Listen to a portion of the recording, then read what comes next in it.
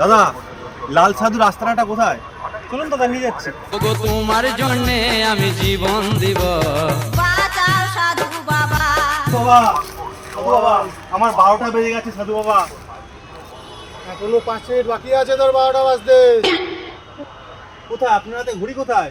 তুই মায়ার জালে ফেসে গেছিস, আর কিচ্ছু দেখতে পারবি না এখানে। এখানে 12টা বাজতে এখনো 5 মিনিট বাকি। হ্যাঁ বল বাচ্চা, তোর কি সমস্যা? সাধু বাবা, আমার খুব সমস্যা। আমার বউ আমার কোনো কথা শোনে না, খালি পয়সা ওড়ায়, খালি খরচার পরে খরচা করে। আমি কি করব সাধু বাবা? এর উত্তর সবার সামনে বলা যাবে না, এখানে অনেকে আছে, গোপনে বলতে হবে।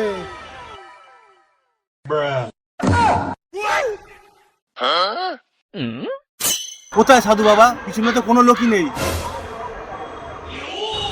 তুই মায়া জালে ফেসে গেছিস, তুই আর কিচ্ছু দেখতে পারবি না।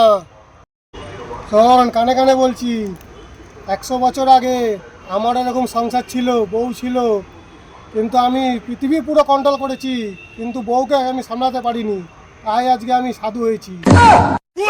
বাঁচাও সাধু